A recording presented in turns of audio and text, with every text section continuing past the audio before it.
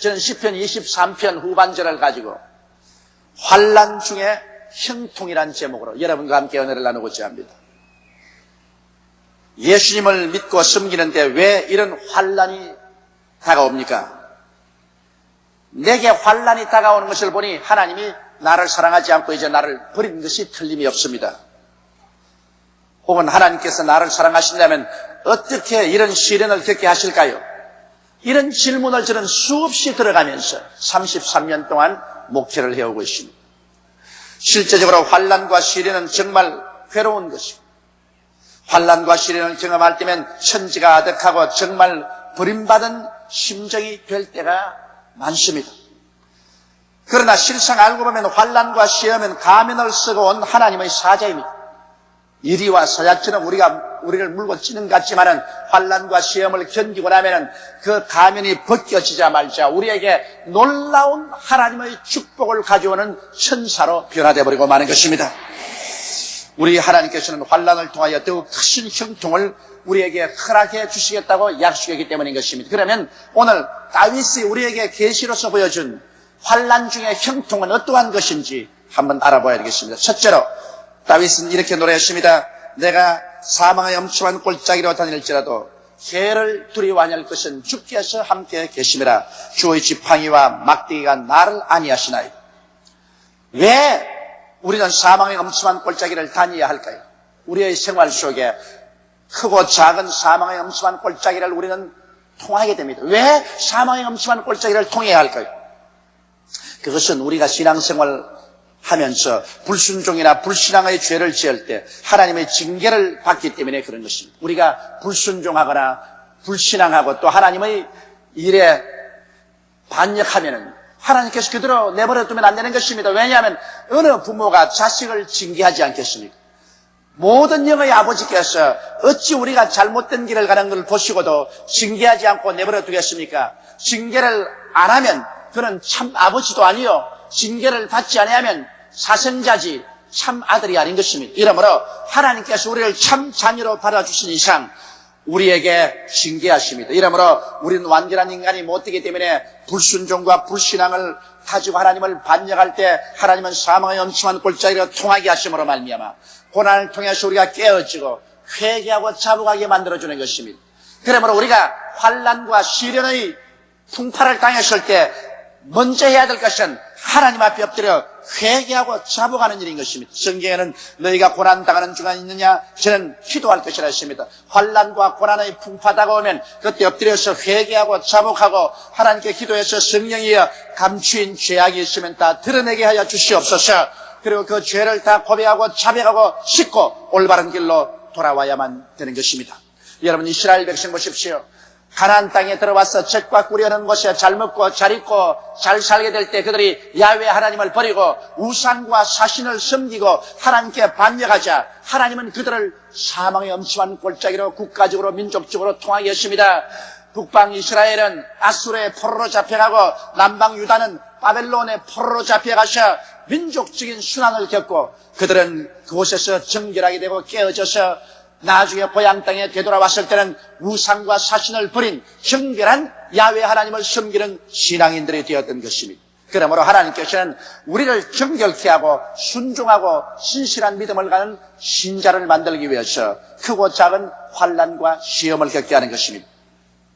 또한 환난과 시험은 마귀의 시험을 통해서 다가오기도 하는 것입니다. 마귀가 오는 것은 도적질하고 죽이고 멸망시키는 것인데 우리의 약점을 바라보고 마귀가 총공세를 가해서 우리에게 환난과 시험을 갖다 줄 때가 있습니다. 요한계시록 2장 10절에 보면 내가 장차 받을 고난을 두려워 말라. 볼지어다 마귀가 장차 너희 가운데서 몇 사람을 옥에 던져 시험을 받게 하리니 너희가 10일 동안 환난을 받으리라. 내가 죽도록 충성하라. 그러하면 내가 생명의 면류관을 내게 주리라고 말한 것입니다. 욥의 시험을 보십시오. 욥은 정말 아들, 딸 잘 낳고 사업 잘하고 부부간에 금실 좋고 잘 살았는데 마귀의 공격이 시작되었습니다. 마귀가 그들을 시험하며 그 모든 재산 다 잃어버리고 그 다음 자식들 다 환난 많아서 죽고 자기 몸은 동양성 문둥병에 걸려서 그는 잿더미 위에 앉아 기와장으로 몸을 끌고 있어. 그럴 때 그 자기 부인이 와서 말이 하나님을 저주하고 죽으라고 저주하고 난 다음 떠났었습니다. 그는 말로 다 할 수 없는 처절한 고난 속에 처했습니다. 그러나 그럴 때 욥은 어리석게 하나님을 원망하거나 불평하지 않고 인내하고 참으며 끝까지 기도했을 때 나중에 마귀는 물러가고 하나님이 욥을 오히려 치료해 주시고 복을 주셔서 전에보다 갑절의 재산과 전에 수와 같은 아들, 딸들과 그리고 좋은 가정을 허락해 주신 것입니다. 도적이 오는 것은 도적질하고 죽이고 멸망시키는 것뿐이요 내가 온 것은 양으로 생명을 얻게 하되 풍성이 얻게 하려 왔다고 예수께서 말씀하신 것입니다. 이러므로 마귀가 가져오는 시험과 환난도 그때 원망하고 불평하고 탄식하고 신앙을 버리면 마귀에게 파멸당하고 마는 것입니다.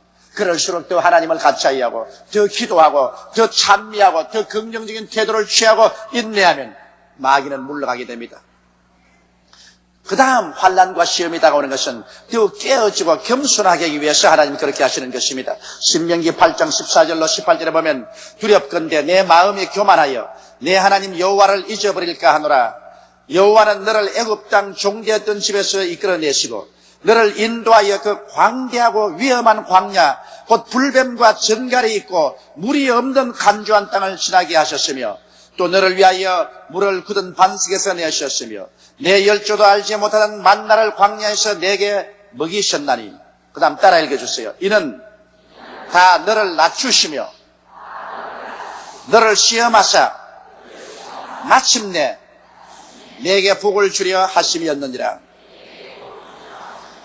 하나님께서 우리에게 복을 주시려고 할 때 우리를 깨뜨려서 복을 받을 만한 그릇을 준비하려고 할 때 시험과 환난을 통하게 하는 것입니다.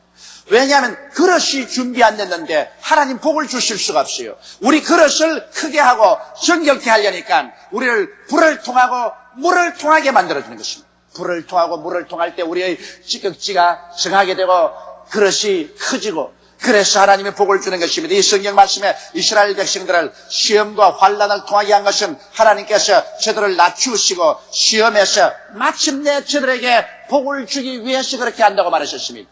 우리에게 시험과 환난이 다가오면 우리가 깨달아야 될 것은 시험과 환난을 잘 견디려면 그 차후에는 그 시험과 환난과 동등 그 이상의 복이 반드시 다가오게 되는 것입니다.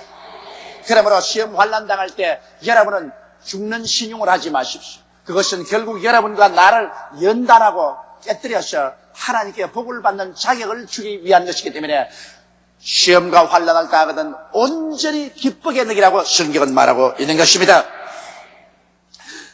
또한 여러분, 우리 하나님께서는 시험과 환난을 우리에게 밥으로 주셔서 시험과 환난을 통해서 우리 신앙이 굳세게 만들어지는 것입니다. 몸은 운동을 해야 근육이 튼튼해집니다. 우리 영혼은 시험과 환난의 밥을 많이 먹어야 튼튼해지는 것입니다. 여호수아와 갈렙이 뭐라고 말했습니까? 가나안의 모든 원수들은 우리의 밥이라고 말했었습니다. 여러분, 누구든지 밥상 두고서 불평만한 사람은 건강이 좋지 못합니다. 건강이 좋은 사람은 무슨 음식이든지 잘 먹고 편식하지 않습니다. 우리가 시험과 환난이 다가오면 이를 받아들여서 소화해버리고 감사하고 나가면 시험과 환난은 우리의 영양분이 되지 우리에게 해독이 되지 않습니다. 그러나 시험과 환난을 받아가지고서 원망하고 불평하고 발부둥을 치면은 이것은 우리에게 영양분도 되지 못하고 오히려 우리를 도적질하고 죽이고 멸망시키는 마귀의 무기가 되어버리고 마는 것입니다. 이러므로 갈렙은 환난과 시험을 영양분으로 먹었기 때문에 자기와 같이 애굽에서 나온 사람이 다 광야에서 죽을 때라도 여호수아와 갈렙은 죽지 않고 80의 이스라엘 백성을 이끌고 젖과 꿀이 흐르는 가나안 땅으로 들어갈 수가 있었던 것입니다. 그런데 이 성경은 말씀하기를 우리가 사망의 엄침한 골짜기 시험과 환난을 통할 때 주께서 함께 하시는 것입니다. 시험과 환난 통할 때는 하나님께 버림받은 심정이지만은 그러나 구름이 가려도 그 뒤에 태양이 있는 것처럼 하나님은 숨어서 잠잠하게 우리와 같이 하시면서 우리를 보시고 우리가 해를 받지 않게 만들어주는 것입니다. 다윗은 여기 말하기를 환난과 시험을 통해서 우리가 형통하게 되는 이유는 주의 지팡이가 우리를 인도한다는 것입니다. 환난과 시험인 줄 아는데 실상은 그 가운데 주께서 같이 가셔서 주께서 환난과 시험을 우리의 지팡이로 삼으셔서 우리를 큰 형통으로 인도해 준다는 것입니다.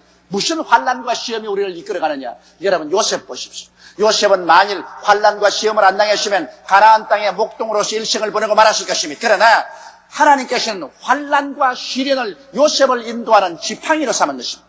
지팡이로서 인도해 주는 것입니다.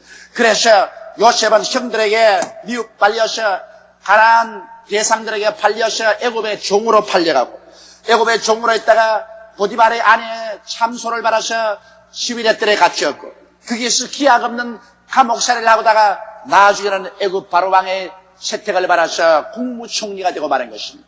요셉의 일생은 한없는 시련과 환난과 눈물이었지만 나중에 돌이켜보니 그 시험과 환난과 눈물이 요셉을 이끄는 지팡이가 되어서 애굽의 국무총리가 되도록 하였고 나중에 전 팔레스타인에 거대한 기근이 다가올 때 자기 아버지 가족을 다 불러다가 잘 먹고 잘 입고 잘 사도록 도와줄 수 있는 기회가 되어버리고 말한 것입니다. 오늘날 여러분의 생애도 들어보십시오. 여러분이 시험과 환난을 안 당할 때는 자행자지하고 제 마음대로 행하였으나 시험과 환난을 당할 때 깨어져서 자기의 길을 버리고 하나님께 순복하여 복받고 올바른 사람이 되는 길을 걸어온 체험은 얼마든지 있는 것입니다. 그러므로 오히려 시험과 환난을 당하기 전에는 우리가 범죄하고 살았으나 시험과 환난을 당하고 난 다음 변화받아 하나님 뜻대로 사는 온전한 신앙생활을 하고 형통의 삶을 살도록 이끌어준 때가 한두 번이 아닌 것입니다. 시험과 환난 동안에 하나님께서 또한 주의 막대기 즉 권세를 보입니다. 목다는 막대기를 가지고 짐승들이 다가오면 치고 짐승을 죽이고 양들을 보호하는 것입니다. 환난을 통하여 주님의 본능을 체험하고 더욱 풍성한 신앙과 축복의 세계에 들어온 간증은 얼마인지 많습니다. 여러분 모든 생활에 평탄하면 하나님의 본능을 체험할 수 없습니다. 하나님의 지팡이를 체험할 수 없어요. 인생의 거친 시험과 환난이 다가올 때 하나님을 체험할 수 있습니다. 저는 폐병 3기에 떨어지지 않았었으면 죽음에서 살리고 절망에서 치료하는 하나님을 결코 깨닫지 못했을 것입니다. 그러나 저는 그 시련을 통해서 하나님의 본능의 막대기를 체험할 수가 있는 것입니다. 그러므로 여러분 한번 돌이켜보십시오. 여러분이 병들었을 때, 여러분의 가정에 우한 질고가 있을 때, 사업이 어려움에 부딪혔을 때, 고통스러울 때, 그때 여러분은 금식하고 엎드려 기도했고 그로 말미암아 하나님의 본능의 지팡이를 체험하게 되고 여러분의 신앙이 크게 자란 체험을 가지고 있을 것입니다. 시편 91편 15절에 제가 내게 간구하리니 내가 응답하리라. 저희 환난 때에 내가 저와 함께하여 저를 건지고 영화롭게 하리라고 말씀하신 것입니다. 환난은 우리를 파멸시키는 것이 아니라 오히려 우리를 영화롭게 하기 위한 하나님의 수단인 것을 알게 되시기를 주님 이름으로 축원합니다. 이러기 때문에 비록 사망의 엄침한 골짜기로 지나도 하나님은 환난을 통하여 우리에게 더 큰 형통을 허락하여 주시는 것입니다. 둘째로 이 성경은 주께서 원수의 목전에서 내게 상을 베푸시고 기름으로 내 머리에 바르셨으니 내 잔이 넘치나이다. 그렇게 노래하고 있습니다. 이것은 원수에게 공격을 당하는 시험과 환난 때인 것입니다. 우리는 대개 원수가 우리를 시험하고 우리를 공격하면 원수만 바라보고 원수의 그 싸나운 눈을 바라보고 원수의 싸나운 손톱과 발톱을 바라보고 우리는 그만 아우성을 치고 절망에 처합니다. 원수가 왔으니 이제는 우리는 절망이라고 말합니다. 우리는 세상에 살면서 수많은 환경과 역경과 사람과 대면할 때 그들이 원수가 되어서 우리를 물고 위해서 다가올 때가 많은 것입니다. 원수가 우리를 공격할 때 우리는 어떠한 태도를 취해야 될까요? 여러분 우리가 하나님의 뜻을 알면은 원수가 다가올 때 우리 절망하고 좌절하고 부정적이 되어서 도망치지 않습니다. 왜냐하면 하나님의 뜻을 알면 하나님은 원수의 바라는 바의 정반대로 해주시는 것입니다. 원수가 우리에게 올 때 하나님은 그것을 계기로 삼아서 원수를 아예 하나님께서 수치스럽게 만드는 것입니다. 그것은 원수가 오면 원수는 우리가 고통당하기를 바랍니다. 그러나 하나님께서는 원수가 올 때 오히려 고통 대신에 평안과 축복의 잔치상을 베풀어 줍니다. 원수는 우리에게 고통을 주려고 애를 쓰는데 하나님은 오히려 원수 앞에서 우리에게 평안과 축복의 진수성찬 차려놓고 난 다음 우리로 그것을 누리게 하면서 원수 보고 영영 죽겠지, 영영 죽겠지. 하나님은 그렇게 하시는 것입니다. 하나님의 섭리라는 것은 원수가 원하는 것의 정반대로 해주시는 것입니다. 원수는 우리가 망하기를 원합니다. 그러나 원수가 쳐들어오면 하나님께서는 오히려 우리에게 형통하고 흥하는 잔치상을 베풀어 주시는 것입니다. 원수의 목전 앞에 잔치상을 베푸시는 거죠. 그래서 원수는 우리가 망하기를 바라고 온갖 도적질하고 죽이고 하지만은 하나님은 오히려 원수 앞에서 우리에게 형통과 흥왕하는 잔치상을 베풀어서 원수가 오면 올수록 우리는 더 살찌고 더 부흥하고 더 발전하는 것입니다. 원수는 우리가 죽기를 원하나 하나님께서는 그 기회를 이용해서 오히려 우리를 살리게 하고 더 강성하게 하여 잔치상을 베풀어 주는 것입니다. 이러므로 하나님을 알지 못하는 사람은 원수하고 대결해 싸우다가 도망치고 상처입고 절망에 처하지만은 우리는 그렇지 않습니다. 성경은 오히려 원수가 줄이거든 먹이고 목마르거든 마시라고 말하셨습니다. 원수를 부정적으로 보지 말고 원수가 올 때 오히려 하나님께 감사하며 원수를 저주하지 말고 복 빌어줄 것은 원수를 통해서 하나님은 오히려 우리에게 축복의 기회로 삼아주시는 것입니다. 여러분, 우리 지금까지 해방이요 지금까지 북한이 계속해서 우리를 죽이려고 했습니다. 북한은 6.25 사변도 이렇게 했고 그 이후로 시시때때로 늘 우리를 괴롭힙니다. 북한은 우리가 고통당하기를 바라나 하나님은 오히려 여러 가지 시험과 환난 중에서 북한보다 더 평안하게 살도록 우리를 만드는 잔치상을 베풀어 주었고, 북한 공산주의자는 우리가 망하기를 바라시나 하나님은 오히려 북한보다 더 흥하고 경제적으로 더 유벽하게 살도록 만들어 놨습니다. 북한 공산주의자들은 우리를 죽이기를 원하나 오히려 하나님은 우리를 살려주시고 우리가 생명력이 강성하여져서 여러분 세계 올림픽 대회를 한국에 이끌고 전 세계로 뻗어가는 기상을 하나님께서 허락해 주고 말한 것입니다. 그러므로 여러분 성경은 뭐라고 말합니까? 하나님이 우리와 같이 계시면 누가 우리를 대적하리요? 그 아들을 아끼지 않고 우리에게 주시니까 그 아들과 함께 무엇을 선물로 주지 아니하시겠나요? 원수가 오거든 원수를 보고 두려워하지 마십시오. 원수는 하나님께서 그 앞에 우리에게 진수성찬을 차리는 수단으로 삼으시는 것입니다. 원수가 원하는 것은 하나도 이루어지지 않냐고, 원수가 원하지 않은 것을 하나님 우리에게 이루셔서 원수가 그 앞에서 연기되어 사라지기를 원하고 계신 것입니다. 그러고 난 다음 원수 앞에 하나님은 우리에게 기름으로 머리에 발라 잔이 넘치게 한다는 것입니다. 기름을 바른다는 것은 능력을 준다고 말인 것입니다. 성령을 기름이라는데 성령이 너희에게 마시면 너희가 능력을 받는다 했습니다. 여러분, 많은 원수들이 공격하면 하나님은 많은 능력을 우리에게 주어서 원수 앞에서 우리가 유능한 사람이 되어서 우리의 모든 하는 일에 성공하여 잔이 넘치게 하기를 원한다는 것입니다. 우리에게 기쁨의 잔이 넘치고 소망의 잔이 넘치고 사랑의 잔이 넘치고 믿음의 잔이 넘치고 평화의 잔이 넘치고 형통의 잔이 넘치게 하는 것입니다. 여러분, 자기도 못 마시고 빈 그릇 가지고 있으면 어떻게 하겠습니까? 잔이 넘치면 자기도 마시고 다른 사람하고도 나누어 마실 수가 있는 것입니다. 하나님께서는 원수가 오면 원수의 목전에서 원수를 멸하는 것이 아니라 원수보다 우리를 더 강하게 하기 위해서 우리에게 기름을 부어서 우리를 능하게 만들어서 우리의 모든 생활에 잔이 넘치게 만들므로 말미암아 원수를 완전히 극복할 수 있게 만들어주겠다고 말씀하신 것입니다. 우리는 기도합니다. 하나님, 원수를 없애주소서. 하나님, 원수를 없애지 않습니다. 오히려 원수를 보내놓고 원수 앞에서 우리를 유능하게 만들어서 기름 부어주어서 우리의 생활에 잔이 넘치는 승리와 성공을 주시기를 원하시는 것입니다. 우리는 이 땅에 사는 동안 원수 가운데 살고 있습니다. 죄는 원수입니다. 마귀도 원수고 질병도 원수고 저주도 원수입니다. 또 우리의 적도 원수입니다. 우리 예수 믿는 사람들은 바로 원수 가운데 살고 있습니다. 그렇기 때문에 하나님께서는 이 땅에 사는 동안 우리에게 성령을 부어주셔서 우리 예수 믿는 사람들에게 주님께서 유능하게 해주시고 우리의 모든 생활에 잔이 넘치게 하기를 간절히 바라고 계신 것입니다. 이래서 우리 영혼이 잘됨같이 범사에 잘되며 강건하고 모든 일에 항상 모든 것이 넉넉하여 모든 착한 일을 넘치게 할 수 있게 되기를 바라고 계신 것입니다. 잔이 넘쳐야 남과 나눠 먹지, 잔이 없는데 어떻게 남과 나눠 먹을 수 있겠습니까? 이러므로 오히려 원수 앞에서 하나님은 우리를 형통케 하는 하나님인 것을 우리는 알아야 되는 것입니다.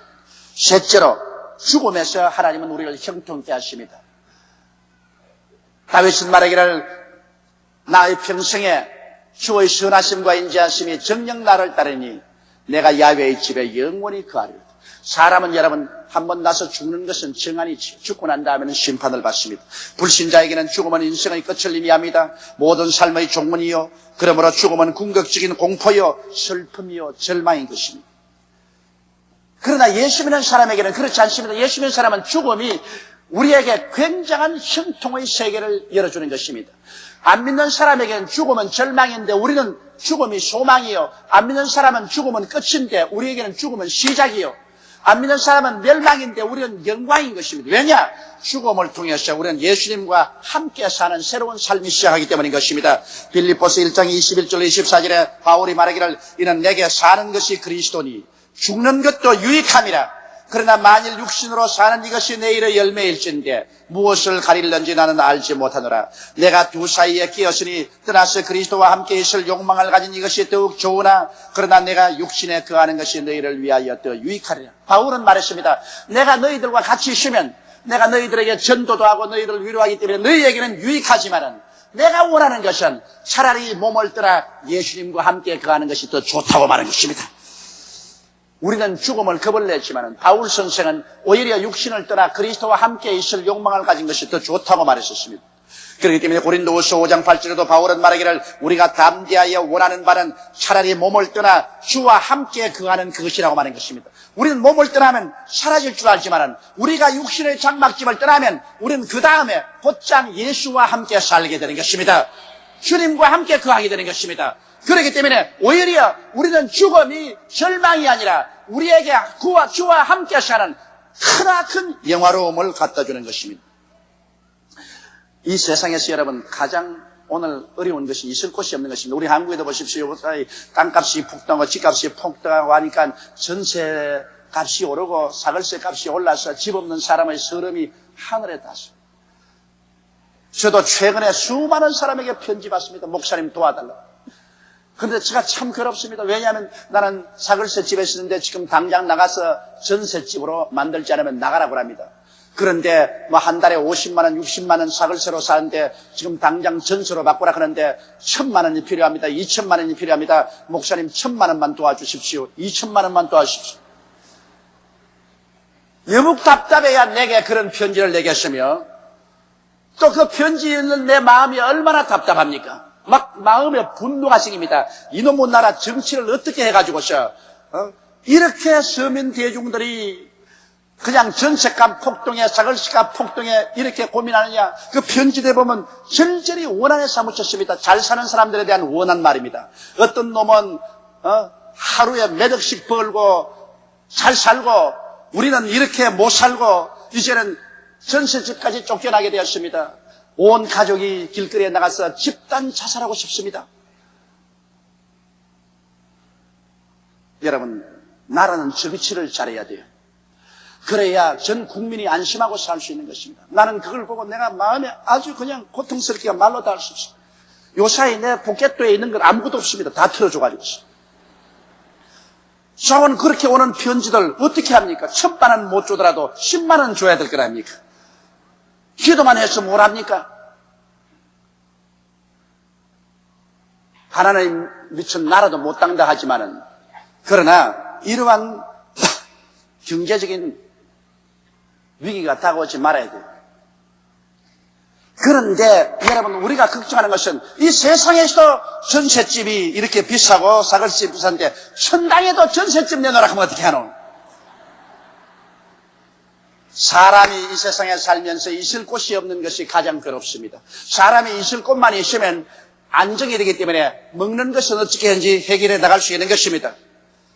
그러나 여러분 우리 예수 믿는 사람에게 하나 크나큰 안심이 되는 것은 이 육신의 장막집 벗어놓고 난 다음에 우리는 전셋집에 들어갈 필요 없습니다. 고린도후서 5장 1절에 만일 땅에 있는 우리의 장막집이 무너지면 하나님께서 지으신 집 곧 손으로 지은 것이 아니요 하늘에 있는 영원한 집이 우리에게 있는 줄을 안다고 말씀하셨습니다. 우리에게 이제는 쫓겨나가지 아니하는 영원한 집이 우리에게 있습니다. 그렇기 때문에 예수께서 친히 말씀하기를 요한복음 14장 1절로 3절에 너희는 마음에 근심하지 말라. 하나님을 믿으니 또 나를 믿어라. 내 아버지 집에 전셋집이 많도다. 혹은 내 아버지 집에 사글세집이 많도다. 그렇게 말하지 아니하시고 내 아버지 집에 맨션이 많도다. 그렇게 말하십니다. 내 아버지 집에 맨션이 많도다. 내가 너희를 위해서 너희 있을 곳을 예비하러 가노니 가서 있을 곳을 예비하면 다시 와서 나 있는 곳에 너희도 함께 있게 하려 하심이니라. 할렐루야. 그러므로 우리가 육신을 떠난다는 것은 이제는 영원히 그하고 다시 빼앗기지 아니하는 주께서 친히 만들어 예비하신 맨션으로 들어가는 것을 말하는 것이기 때문에 우리는 죽음조차도 우리에게 형통함이 되는 것입니다. 요한은 밤모섬에서 유배를 당했을 때 하나님의 놀라운 계시를 받으셨습니다.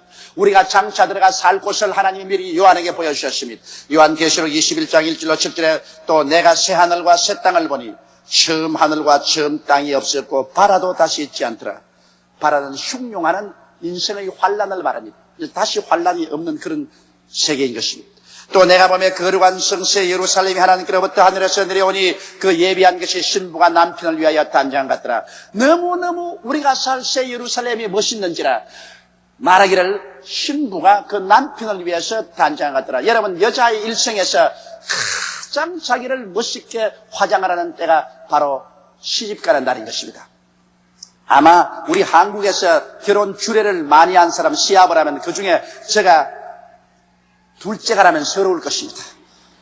참 33년 동안 결혼 주례 많이 했는데, 그러나 제가 주례할 때 보면 평소에는 별로 잘나지 못한 아가씨들이라도 정말 신부로서 연지곤지 다 찍고 드레스 입고 오면은 안 이쁜 여자가 별로 없어요. 주례하면 딱 얼굴 대고 나 딱 보고서 하니까 바로 앞에 모두 다 이쁜데, 그러나 간혹 가다가 안 이쁜 여자도 있어요.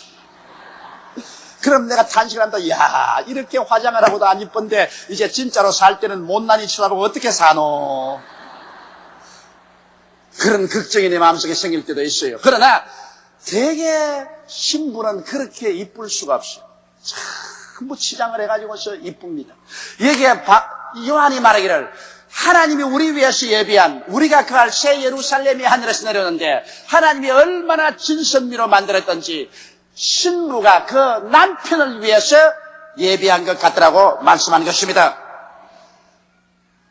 내가 들으니 보좌에서 큰 음성이 나서 가로되 보라, 하나님의 장막이 사람들과 함께 있으며 하나님이 저희와 함께 거하시느니 저희는 하나님의 백성이 되고 하나님은 친히 저희와 함께 계셔서 모든 눈물을 그 눈에서 씻게 있으며 다시 사망이 없고 애통하는 것이나 공하는 것이나 아픈 것이 다시 있지 아니하리니 처음 것들이 다 지나갔음이라. 보좌에 앉으시니가 가라사대 보라, 내가 만물을 새롭게 하노라 하시고 또 가라사대 이 말은 신실하고 참되니 기록하라 하시고 또 내게 말씀하시되 이루었도다. 나는 알파와 오메가여 처음과 나중이라. 내가 생명수 샘물로 목마른 자에게 값없이 주리니 이기는 자는 이것을 유업으로 얻으리라. 나는 저희 하나님이 되고 그런 내 아들이 되리라. 이것이 여러분 우리가 죽음 저 건너편에 가서 그할 영원한 세계입니다. 새하늘과 새 땅이 있는가 하면 새하늘과 새 땅의 서울이 바로 새 예루살렘입니다. 오늘날 우리 예수 믿는 사람들은 그 서울인 새 예루살렘으로 들어가게 되는 것입니다. 이 어찌 아름답고 영화로운 것이 아닙니까? 이렇기 때문에 여러분 바울이 말한 것처럼 사망아 너희 이기는 것이 어디느냐, 사망아 너희 쏘는 것이 어디느냐, 그렇게 담대하게 외칠 수 있는 것입니다. 이렇기 때문에 다윗이 노래한 것처럼 내가 야훼의 집에 영원히 가리라. 인생의 마지막 길에는 내가 하나님의 집에 가서 영원히 하나님과 극락의 세계 속에서 거하게 되는 것입니다. 그러나 두려워하는 자들과 믿지 않는 자들과 살인자들과 행음단과 우상숭배자들과 모든 거짓말하는 자들은 불과 유황으로 타는 못에 참여하리니 이가 곧 둘째 사망이라고 말한 것입니다. 육신이 죽는 것이 첫 사망이고 영혼도 죽어서 하나님께 버림받아 불과 유황으로 타는 못에 던짐을 받는 것은 두 번째 사망인 것입니다. 그러므로 차라리 여러분 믿지 않고 둘째 사망을 당할 바에는 사람으로 태어나지 않은 것이 좋았습니다. 오늘 그래서 시편 기자 다윗을 통해서 보게 되면 우리는 환난 날에 우리를 형통케 하시는 하나님을 바라보고 환난을 오히려 우리는 즐겁게 느낄 수가 있습니다. 환난을 당할 때 하나님을 잃어버리거나 원망하거나 불평을 하면 환난은 우리를 파멸합니다. 그러나 환난 때 하나님을 기억하고 하나님은 환난을 통하여 오히려 더욱 큰 형통을 가져오신다는 것을 알고 믿고 감사드리고 기도하며 회개하며 연단을 받으며 깨어지며 인내하고 더욱 순종하면 환난은 오히려 우리들에게 하나님의 크나큰 영광을 이루어 주시는 것입니다. 고린도후서 4장 17절 18절에 보면 우리의 잠시 받는 환난에 경한 것이 지극히 크고 영원한 영광에 중한 것을 우리에게 이루게 하미니 우리의 돌아보는 것은 보이는 것이 아니요 보이지 않은 것이니 보이는 것은 잠깐이요 보이지 않은 것은 영원합니다. 환난의 지극히 작은 것이 영광의 지극히 중요한 것을 이룬다고 말한 것입니다. 여러분, 진주가 왜 귀합니까? 나중에 천당 올라가면 새 예루살렘에 들어가는 12문은 모두 다 진주로 되어 있다고 그러십니다. 왜 진주로 되어 있을까요? 하늘나라 문은 진주로 되어 있습니다. 그것은 환난을 통해서 진주가 된 사람들이 들어오는 문을 상징하는 것입니다. 진주는 어떻게 생겨나요? 조개 혓바닥 밑에 모래가 들어가서 조개가 움직일 때마다 모래가 자꾸 살을 파먹어 들어갑니다. 그러니 조개가 아파서 견디지 못해서 자꾸 분비물을 내서 그 모래를 감싸고 하니까 동글동글하고 영롱한 진주가 되어버리고 말한 것입니다. 그 혀를 파헤쳐 살을 파먹는 모래가 들어가지 않고는 진주를 조개는 절대로 만들어내지 않습니다. 우리의 인격이 진주가 되고 귀한 보식이 되는 것은 우리에게 환난이 다가오므로 우리는 환난을 통해서 하나님께 회개하게 되고 부르짖어 기도하게 되고 말씀 읽게 되고 또 하나님께 가까이 나가게 되고 우리의 생애 속에 하나님의 영광스러운 진주가 이루어지게 되는 것입니다. 그래서 우리는 귀하고 아름다운 인격을 형성하게 되는 것입니다. 예수님 보십시오.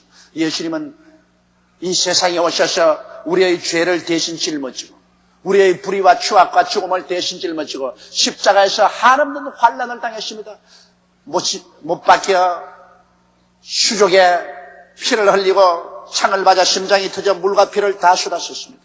예수님이 당한 환난은 이루 말로 다 할 수 없습니다. 그래서 죽어 무덤에 들어간 지 사흘 만에 예수님은 부활하셨을 때 그 환난으로 말미암아 예수 그리스도는 온 인류를 구원하는 구원의 원천이 되었고 하나님은 예수를 높이심에 모든 이름 위에 높은 이름을 얻고 하나님의 영광의 보좌의 우편에 앉게 된 것입니다. 오늘날은 예수님은 당신이 환난당한 것을 돌아보고 오히려 크게 기쁘게 여기시고 만족하게 되시냐고 성경은 말하고 있는 것입니다. 이러므로 환난은 잠시 당하나 환난 이후에 그로 말미암아 우리가 받는 복은 영원하고도 영광스럽고 중요한 것입니다. 그렇기 때문에 예수를 믿고 하나님을 의지하는 사람은 환난이 오히려 변해서 우리에게 크나큰 영광이 된다는 것을 잊지 말게 되시기를 주의 이름으로 축원합니다.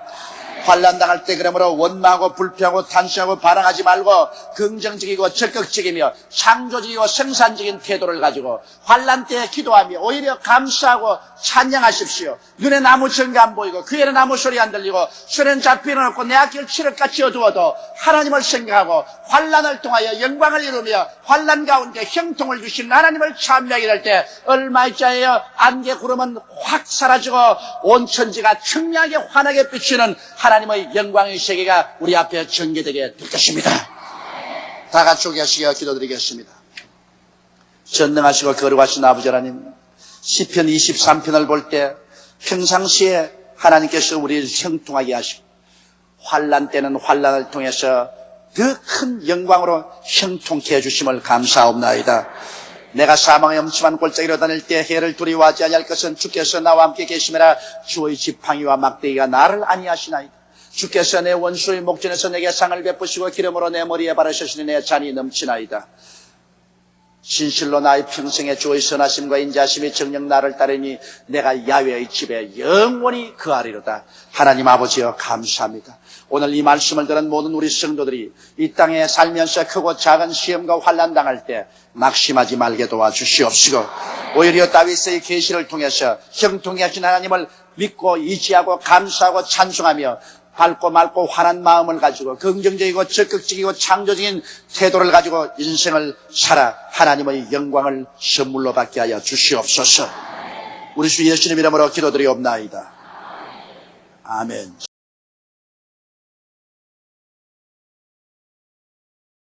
오늘 저는 여러분과 함께 믿음의 시련이라는 제목으로 은혜를 나누고자 합니다. 여러분 학창시절을 기억해 볼 때 가장 힘들고 괴로웠던 것은 시험을 치는 일이었습니다. 시험을 칠 때마다 빨리 학교를 졸업하고 시험 치르지 않는 삶을 살면 좋겠다. 그런 생각이 마음속에 사무치는 것이 지금도 기억납니다. 그러나 학교를 졸업하고 사회에 나온다고 해서 시험을 치지 않는다는 법은 없습니다. 우리의 매일매일의 생활은 우리의 능력을 테스트 당하는 격렬한 생존 경쟁 터전에서 능력이 있는 자가 잘 살고 능력이 없는 자가 고난을 당하는 이러한 끝없는 시험의 처소에서 우리는 살고 있는 것입니다. 그런데 우리 예수님을 믿고 하나님을 의지한 이후에는 이제 이런 시험이 없이 살 수 있다고 생각하면 어리석은 일인 것입니다. 우리는 끊임없이 우리 믿음의 시련이라는 시험을 치게 되는 것입니다. 우리가 믿음이 있노라 하면 그 믿음은 반드시 하나님께로부터 시련을 통과시킴으로 시험을 치게 되는 것입니다. 하나님께서는 우리에게 복 주시기를 원하시는 하나님이십니다. 하나님은 화를 주기를 원치 않습니다. 우리에게 은혜와 복을 주시기를 원하시는 것입니다. 그러나 그 복은 반드시 믿음을 통해서 하나님은 주십니다. 믿음이 없이는 기쁘시게 못하느니 하나님께 나아가는 자는 제가 반드시 살아계신 저를 간절히 찾는 자에게 복 주시는 이심을 믿어야 할지니라고 말한 것입니다.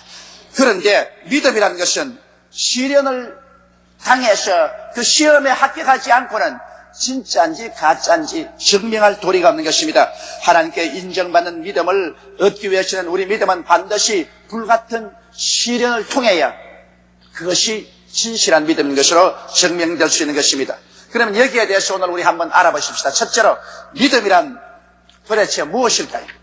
성경 히브리서 11장에는 믿음은 바라는 것들의 실상이요 보지 못하는 것들의 증거라고 말하고 있는 것입니다. 그런데 이 믿음은 바라는 것들의 실상이라고 말했는데 이 실상이란 헬라어는 후포스타시스라고 되어 있는 것입니다. 이 후포스타시스라는 것은 두 단어로 매료되는데 하나는 후포고 다른 하나는 히스템입니다.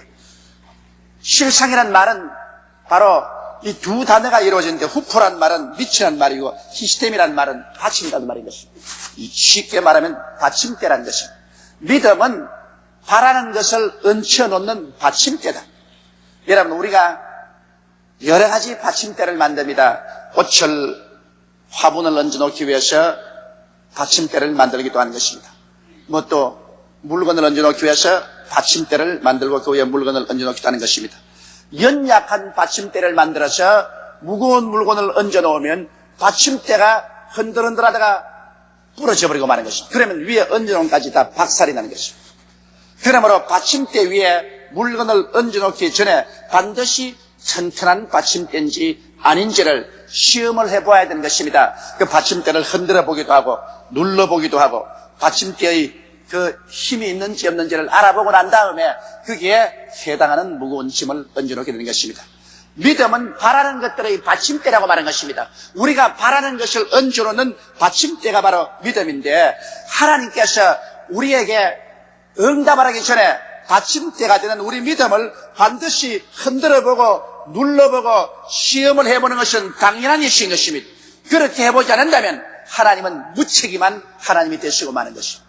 진짜로 이 사람에게 이만한 은혜를 주어도 감당할 수 있을까? 이만한 복을 주어도 감당할 수 있을까? 그것을 알아보시기 위해서 하나님 우리 믿음을 흔들어 보시고 눌러보시고 그리고 시험을 통해 보시고 이 받침대가 틀림없다고 생각이 되면 그 다음에야 비로소 그 믿음에 하나님은 응답을 해주시는 것입니다. 그러기 위해서는 믿음은 반드시 시련의 길을 통해야 되는 것입니다. 또한 믿음에는 보지 못하는 것들의 증거라고 했으니 여러분 증거에는 거짓 증거도 있고 참된 증거도 있는 것입니다. 그러므로 이것이 진짜 믿음이냐 가짜 믿음이냐를 알기 위해서는 그 증거를 반드시 시험을 해봐야 되는 것입니다. 믿음은 바라는 것들의 실상이요 보지 못한 것의 증거라 하시니 여러분 요새 가짜 증거가 굉장히 많습니다. 그 가짜 증거를 믿고 일을 했다가는 큰일 납니다. 그러므로 믿음도 가짜 증거가 될 수 있는 것입니다.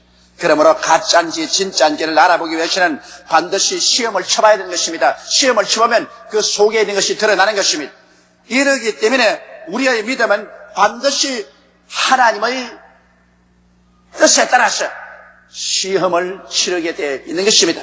여러분께서 믿음이 있노라 하고 조금도 아무런 시련을 겪지 않았다면 그 믿음은 가짜 믿음인 것입니다. 그 하나님께서 인정하지 않은 믿음인 것입니다. 여러분에게 여러 가지 시험을 당하거든 온전히 기쁘시게 여기십시오. 왜냐하면 하나님께서 여러분의 믿음을 시험해보고 인정하고 난 다음 복을 주기 위해서 여러분에게 시련을 보내주신 것입니다. 우리의 생에 시련이 다가오지 아니하면 하나님은 아예 여러분을 무시해버리고 만 것입니다. 무시해버린 사람은 아무런 은총도 받을 수가 없는 것입니다.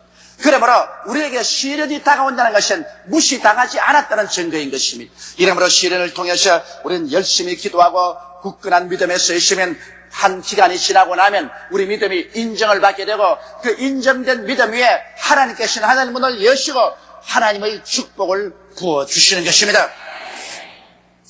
그러면 둘째로 우리는 역사를 통해서 믿음의 시련을 겪고 큰 하나님의 은총을 받은 사람들을 한번 살펴보시기 바랍니다. 바로 하나님의 위대한 종 여호수아를 보십시오. 모세가 죽고 난 다음 300만 이스라엘 백성을 인수인계해서 여호수아는 적과 꿀이 흐르는 가나안 땅으로 들어가게 되는 과정이 있게 된 것입니다. 그들이 요단강을 건너게 될 때 하나님께서는 여호수아에게 말씀하셨습니다. 먼저 제사장들이 법궤를 걸머쥐고 백성들은 뒤에 따르면서 요단강으로 걸러 들어가면 요단강이 갈라질 것이라고 말하셨습니다. 이 맥추 절기에는 요단강 물이 넘실거립니다. 아주 강역까지 물이 넘쳐릅니다. 그래 이스라엘 300만 백성이 제사장들을 따라서 요단강을 향해서 긴 행렬을 지어서 갑니다. 요단강에는 지금 아무런 교량도 없고 그 많은 백성들이 건너기가 대단히 불편합니다. 그런데 제사장들이 법궤를 걸머쥐고 요단강변까지 왔습니다. 요단강변에 와서 섰는데 요단강이 갈라지지 않습니다. 분명히 여호수아가 말하기를 너희가 법궤를 걸머쥐고 요단강에 가면 요단강이 갈라질 것이라고 했는데 하나님이 약속을 반드시 받았는데 제사장들이 법궤를 걸머쥐고 강변에 와서 머뭇거린데도 요단강이 갈라지지 않습니다. 그래서 그들이 여호수아를 쳐다보고 어떻게 할까요? 그런 물음을 합니다. 여호수아는 그냥 걸어 들어가라. 물이 넘실거리는데 법궤를 걸머쥐고 들어가다가 빠져 죽으면 어떻게 합니까? 그런데도 걸어 들어가라 합니다. 그래서 그들은 법궤를 걸머쥐고 요단강에 들어가서 물이 신발에 잠겼습니다. 그래도 물은 요단강 안 갈라져요. 이것 봐라. 요단강이 갈라진다고 그랬는데 이미 물이 신발에 닿았는데도 안 갈라진다. 울상하라고서 여호수아를 쳐다봅니다. 여호수아는 계속 걸어 들어가라. 이젠 신발이 완전히 물에 잠겼습니다. 그래도 요단강은 여전히 흐르고 갈라지지 않습니다. 자, 이거 어떨 것이냐? 하나님은 갈라진다고 그랬는데 실제는 지금 신발이 물에 다 잠겼는데도 안 갈라집니다. 그런데 여호수아는 또 걸어 들어가라 그럽니다. 이 제사장들은 법궤를 걸머쥐고 자, 여호수아를 순종할 것이냐 순종하지 말아야 될 것이냐 굉장한 기로에 처했습니다. 그러다가 그들은 각오를 내렸습니다. 에라 물에 빠져 죽더라도 순종을 하고 빠져 죽자. 그러고 난 다음에 걸어 들어가서 물이 발목까지 차이자 순식간에 요단강 물은 갈라지기 시작하는 것입니다. 요단강 물이 그냥 곁에 가는데 갈라지지 않았었습니다. 갈라진다는 분명한 약속을 받았음에도 불구하고 물이 발목에 차일 때까지 믿음의 실천하는 것을 보고 그들이 흔들리지 않은 믿음으로 말씀 위에 서 있는 것을 보고 그 믿음이 확실하다는 증거가 이루어지자 하나님은 기적을 행하신 것입니다. 성경에도 행함이 없는 믿음은 죽은 믿음이라고 하는 것입니다. 반드시 믿었으면 그 믿음대로 행해야 되고 행할 때 하나님은 그 행위를 시험해 보시는 것입니다. 그러고 난 다음 그들이 여리고가에 왔었을 때 하나님께서 말씀하셨습니다. 여리고가에 와서 여리고성을 애워싸고 7일간 돌면은 여리고성이 무너질 것이라 했습니다. 이것도 굉장한 시련입니다. 그들이 와서 첫째 날을 여리고성을 돌았습니다. 그리고 진에 돌아왔습니다. 여리고 성벽 위에는 여리고의 군사들과 경찰들이 잔뜩 일전을 하려고 준비하고 있는데 가만 보니 아주 옷도 너저리하게 입은 이스라엘 사람들이 무장도 허술하게 하고 와서는 여리고성을 한 바퀴 돌고 난 다음에는 진으로 돌아가서 하루 종일 쉽니다. 이튿날 와서 여리고성을 돌고 3일째 돕니다. 그러나 여리고성은 그만은 하지 않습니다. 아무런 무너질 징조가 없습니다. 나흘, 닷새, 엿새 그들의 정신적으로 굉장한 시련이 다가온 것입니다. 우리가 말을 하기는 쉽지만은 여리고성이 무너질 만한 것 같으면 벌써 6쯤 돌았었으면 적어도 성에 금이라도 가고 뭐 흔들흔들 하든지 갈라질 기미가 보여야 될 것인데 조금도 보이지 않습니다. 이러므로 말미암아 그들의 마음속에 틀림없이 폭풍우가 불어오는 것입니다. 진짜로 여리고성이 무너질 것이냐, 안 무너질 것이냐, 헛된 수고를 하는 것이 아닌가. 제7일째는 벌써 아침부터 시작해서 한 바퀴, 두 바퀴, 세 바퀴, 네 바퀴, 다섯 바퀴, 여섯 바퀴를 돕니다. 그래도 아무런 증거도 없습니다. 세상에 눈에는 아무 증거도 안 보이고 귀에는 아무 소리 안 들리고 손 잡히는 건 없습니다. 이렇게 해서 헛수고하는 것이 아니냐. 7바퀴째 돌아섰습니다. 아무 증거도 없습니다. 그럴 때 여호수아가 백성이 말하기를 하나님이 이미 응답해 주었으니 이 성은 무너진 거나 다름이 없다. 외쳐라. 하나님께 부르시어 외쳐라. 백성들이 일시에 외치자 성은 위에서부터 아래로 무너져 내려 앉은 것입니다. 여기에도 보십시오. 하나님께서 여리고성을 그냥 무너지게 하시면 좋을 것인데 무엇 때문에 엿새 동안 돌고 이랬지는 7바퀴를 돌게 하는 것입니까? 이것은 과연 너희가 내 말을 믿느냐 믿지 않느냐 시험을 해보는 것입니다. 진짜로 믿으면 그 엿새 동안 인내하고 돌고 이랬지는 7바퀴 돌 것이요, 진실로 하나님의 말씀을 믿지 아니하면 그들은 중도에서 그만두고 말 것입니다. 끝까지 믿느냐 그렇지 않느냐를 하나님께서 시험해 보시고 난 다음 시험에 합격하자 하나님은 위대한 능력을 베풀어 주신 것입니다. 하나님은 오직 우리의 믿음을 통해서 하나님의 능력을 나타내시되 우리 믿음은 반드시 하나님께서 시험을 치시는 것입니다. 셋째로 우리는 성벽 위에 있던 기생 라합의 집에서 한번 보십시다. 기생 라합은 진실로 상천하제의 하나님을 믿는 사람이었어요. 여리고에 학자들도 많고 돈 많은 사람들도 많고 능력 있는 사람도 많았지만 하나님을 믿는 사람은 이 비천한 기생이었습니다. 여호수아가 정탐꾼을 보냈을 때 정탐꾼이 바로 기생 라합의 집에 왔습니다. 하나님의 성령께서 정탐꾼을 인도해서 허다한 사람 내버려놓고 기생 라합의 집에 왔습니다. 이 기생은 자기 몸을 팔고 웃음을 팔고 사는 사람이었지만 그러나 그 마음속에 신앙이 있었습니다. 하나님은 마음속에 믿음이 있으면 기생이라도 정결하게 만들어서 사용하시는 것입니다. 바로 예수 그리스도의 혈통에 바로 기생 라합이 들어와 있습니다. 훗날의 기생 라합은 이스라엘 백성하고 결혼해서 결국에는 다윗의 조상이 되고 그리스도의 혈통에 들어오게 된 것입니다.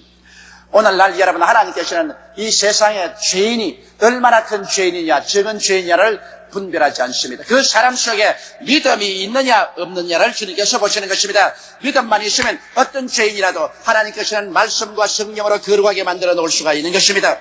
그래서 성령께서 기생 라합의 집으로 이 정탐꾼을 인도했고 기생 라합은 이 정탐꾼을 무사히 집으로 돌려보냈습니다. 그럴 때 정탐꾼하고 약속을 했습니다. 이스라엘이 들어와서 여리고를 무너뜨릴 때 기생 라합과 그 가족이 그 집안에 들어있어 밖에 나가지 않은 이상은 하나님께서 그들을 지켜줄 것을 보증해 주었습니다. 그리고 그 담벼락에는 빨간 실을 내려놓으라 했습니다. 이것은 바로 예수 그리스도의 십자가 보혈을 말하는 것입니다.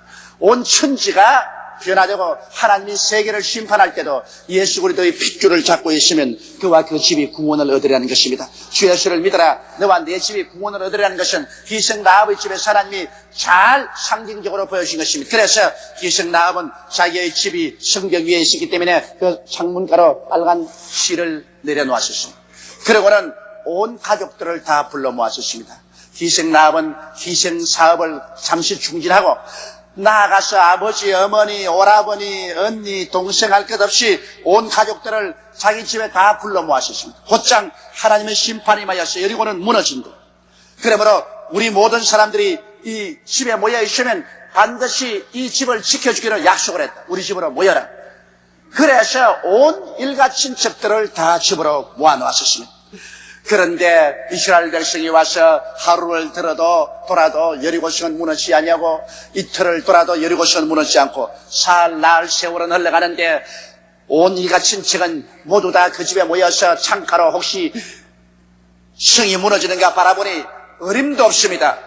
이야말로 정신적인 굉장한 고통에 처했습니다. 아마 나흘 닷새 될 때는 온 식구들 전체가 집으로 돌아가야 되겠다. 집에 돼지도 먹이를 줘야 되겠고 닭도 모이를 줘야 되겠고 집을 그냥 내버려 놓고 왔는데 이게 웬 말이냐, 우리는 돌아가겠다. 성이 무너지기를 뭘 무너지느냐, 저 너저리한 백성들이 저렇게 돈다고 성이 무너질 택이느냐. 아마 온 가족 전체가 뜨르스하게 일어나서 기생 라합에 대해서 데모를 했을 것입니다.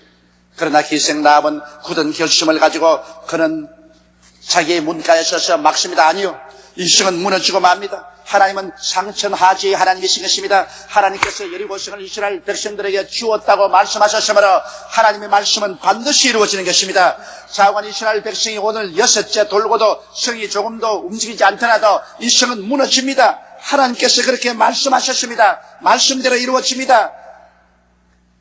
기생 라합 혼자 굳은 말씀에 대한 믿음을 가지고서 온 가족을 구원하기 위해서 문간에 서서 그를 막았지만은 나중에는 아마 가족들이 분노하고 일어나서 기생 라합을 퇴로하려고 달아들었을 것입니다. 기생 라합은 말했을 것입니다. 죽이고 싶으면 죽이십시오. 나를 짓밟고 날 죽은 시체를 밟고야 우리 집을 나갈 수 있지. 못 나갑니다.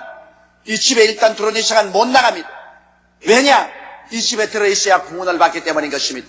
나는 기생 라합을 볼 때 깊은 감동을 느낍니다. 기생 라합 한 사람으로 말미암아 온 가족이 다 구원을 받았었습니다.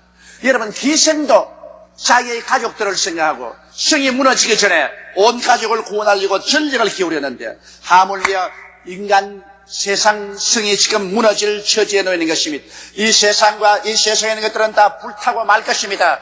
하늘이 큰 소리로 떠나가고 땅이 열렬한 불에 녹아질 것입니다. 그러나 오직 믿는 자만이 의의 그하는 새하늘과 새 땅에 들어가게 되는 것입니다. 그렇기 때문에 오늘 우리들에게 하나님께서는 전도하라고 말씀하는 것입니다. 여러분의 가족은 어디 있습니까?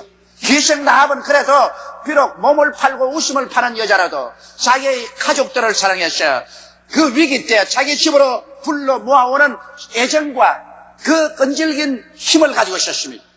여러분, 지금 이제 세상이 멸망할 때가 눈앞에 다가왔는데 이제 예수 그리스도의 강림하심이 곧 우리 지척에 다가왔는데 여러분의 부모들은 어디에 있습니까? 여러분들의 형제들은 어디에 있습니까? 여러분의 자녀들은 어디에 있습니까? 여러분의 이웃들은 어디에 있습니까? 그들은 지금 여러분 신앙의 집에 들어와 있습니까? 그렇지 않으면 여러분은 방관하고 내버려 놓아놨습니까? 그저 주님이 오신 날이 가까웠다 하지만은 그것 다 옛날부터 하는 말이다. 그리고 여러분께서 무관심하고 있겠습니까? 주께서 도적같이 올 것이라는 말씀을 여러분 기억하지 않습니까? 주께서 호령과 천사등의 고함과 하나님의 나팔로 신이 하늘로 쫓아 순식간에 강림하는 것입니다.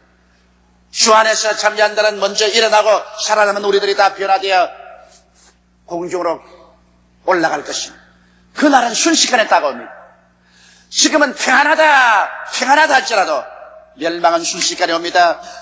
여리고성의 사람들은 편안하다. 이스라엘 백성들이 아무리 주위를 돌아다녀도 우리의 군비는 강하고 우리 군대는 강하다. 절대로 이 성은 무너지지 않는다. 벌써 6째 돌아도 진동 하나 오지 않았고 성에 금 하나 가지 않았다. 우리는 까딱없다. 편안하다. 그렇게 생각을 했었습니다.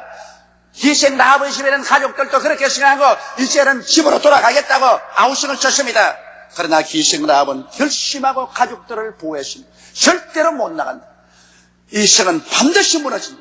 하나님의 약속하신 말씀은 1.1핵도 변하지 않고 반드시 이루어진다. 눈에는 아무 증거 안 보이고 귀에는 아무 소리 안 들리고 손은 잡히는 것 없어도 말씀은 이루어진다. 말씀에 선다. 기생 라합의 믿음에 감탄하지 아니할 수가 없습니다. 신분이 기생이지만은 그러나 말씀에 대한 믿음은 이 세상 그 누구도 견줄 수 없을 만한 믿음을 가지고 있었습니다. 6세가 되고 1회째 들어가서 6바퀴를 이스라엘 백성이 돌 때는 기생 라합에는 이것이 6년 아니라 60년까지 길어 보였을 것입니다. 한 바퀴 돌아도 아무 일 없어. 2, 3, 4, 5, 6, 7 나중에는 인내의 한계점에 돌아섰습니다. 그러자 일시에 이스라엘 백성이 고함을 치자 천지가 진동하는 소리가 나더니 그렇게도 튼튼하던 성벽, 그렇게도 조용하던 도시, 쉬어도 무너질 기미가 없던 것이 순간적으로 성은 무너져 내려왔는데 기생 라합의 집만 남아있고 그 주위는 다 무너지고 이스라엘 백성은 물밀듯이 와서 모든 사람을 다 도륙하고 오직 기생 라합과 그 가족만 구원함을 받게 되는 것입니다. 여기에서 얼마나 믿음의 시련을 겪은 것입니까? 그러므로 여러분, 네 번째로 우리는 시련을 당할 때 어떻게 해야 되는 것입니다. 우리는 시련을 당할 때 하나님의 언약의 말씀에 굳세게 서야 되는 것입니다. 예수 그리스도를 믿는 우리들이 믿을 수 있는 유일한 이유란 하나님의 말씀밖에 없는 것입니다. 말씀 이외에 여러분 무엇을 믿습니까? 여러분의 지식을 믿습니까? 여러분의 감정을 믿습니까? 여러분 환경을 믿습니까? 우리의 지식이나 감정이나 환경은 시시각각으로 변화되어 가고 있는 것입니다. 오직 저 하늘이 무너지고 이 땅이 변해도 1.1핵도 변치 않은 것은 하나님 말씀밖에 없는 것입니다. 하나님이 말씀으로 천지를 지으셨습니다. 바로 예수 그리스도도 하나님의 말씀이 육신을 입고 이 땅에 오셨습니다. 그러므로 우리가 의지할 곳은 말씀밖에 없습니다. 여러분, 그러므로 믿음은 들으면서 나며 들음은 그리스도의 말씀으로 말미암았다고 하나님 말씀을 읽고 듣고 그 말씀에 우리가 믿음을 세워야만 되는 것입니다. 말씀 이외에 우리가 의지할 수 있는 아무런 보장도 없습니다. 말씀을 믿다가 죽더라도 말씀을 의지해야 되는 것입니다. 말씀 이외에는 우리의 쓸 곳은 없습니다. 이러므로 예수 믿는 사람들이 말씀을 저버리고 감정에 들뜨든지 흥분하면 감정이 사라지고 나면 아무것도 가진 것이 없게 되는 것입니다. 그러므로 이 말씀은 날이 덥다고 해서 변치 않고 차다고 해서 변치 않습니다. 경기가 좋다고 해서 말씀이 달라지는 것도 아니고 경기가 나쁘다고 해서 말씀이 달라지는 것도 아닌 것입니다. 말씀은 이랑 변함이 없습니다. 그러므로 여러분께서는 말씀에 실은 믿음을 갖게 되시기를 주의 이름으로 축원합니다. 그럴 때 아무리 시련이 다가와도 여러분은 흔들리지 않습니다. 말씀은 변하지 않기 때문인 것입니다. 그 다음 시련이 다가올 때 여러분 쉬지 말고 기도해야 되는 것입니다. 기도할 때 하나님의 성령과 교통할 수 있는 것입니다. 우리를 붙잡아 줄 수 있는 능력은 하나님의 성령의 능력인 것입니다.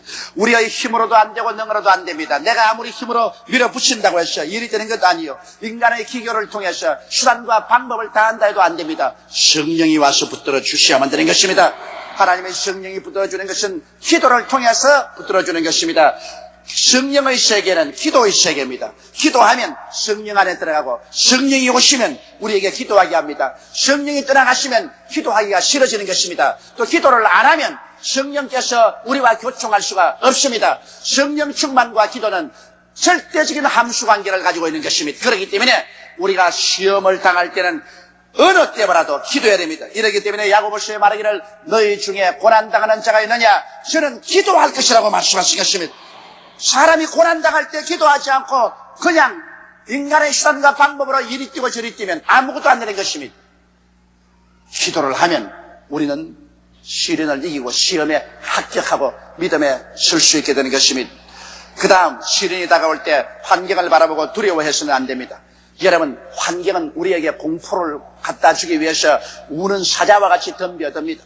바로 베드로가 환경을 바라보고 두려워했지 않습니까? 예수님께서 분명히 오라고 했는 그 말씀을 보고서 칠흑같이 어두운 밤바다 파도치는 바다 위를 베드로는 용감하게 걸어 나갔었습니다. 말씀을 믿고 갈 동안에는 그들은 물으로 걸어가는 기적이 일어났습니다만 순식간에 그런 바람과 파도를 바라보시 환경을 바라보고 그 마음속에 공포심이 들어왔습니다. 말씀이 옮겨나가고 그 자리에 공포가 들어오자 그는 물 속에 빠져버리고 말한 것입니다.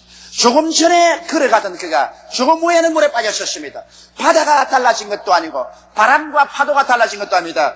베드로의 마음속에 믿음이 달라진 것입니다. 오늘날 여러분은 마음속에 믿음이 여러분의 운명을 변천시킬 수가 있는 것입니다. 이러므로 환경을 바라보지 말고 여러분은 말씀을 굳세게 바라봐야 되는 것입니다. 그리고 시험과 환난을 통할 때 원망과 불평하지 말고 용서하고 감사해야 하는 것입니다. 원망과 불평은 우리의 신앙을 파괴하는 가장 무서운 마귀의 도구인 것입니다. 얼마 원망하지 않냐고 얼마 불평하지 않아서 우리 마음속에 남아있는 신앙은 전부 다 다이나마이트로 폭파되어버리고 마는 것입니다. 그렇기 때문에 시련을 당할 때일수록 하나님께 감사하고 찬송해야 되는 것입니다. 왜냐하면 하나님은 우리에게 오셔서 좋지 않은 것조차 좋게 만들어 주시기 때문인 것입니다.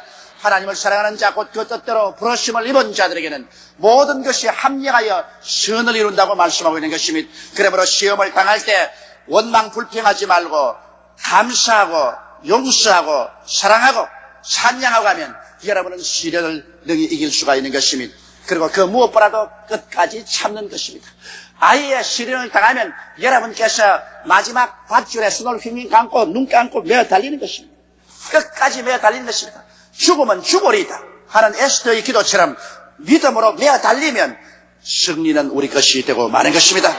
인내를 온전히 이루면 하나님께서 그를 통하여 이루 말로 다 할 수 없는 생명의 은총을 부어주시게 되는 것입니다.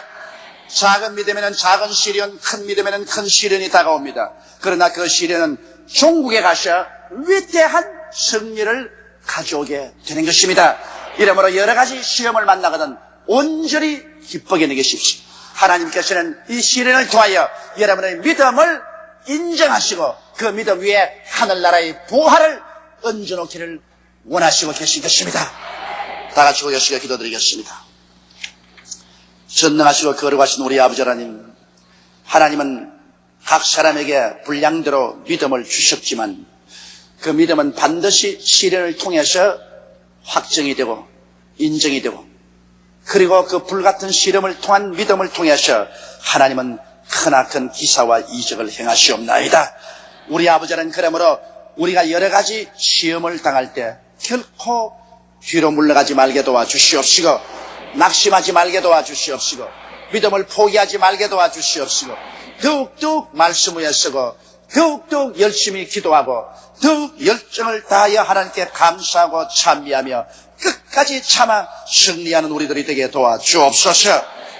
우리 주 예수님 이름으로 기도드리옵나이다. 아멘.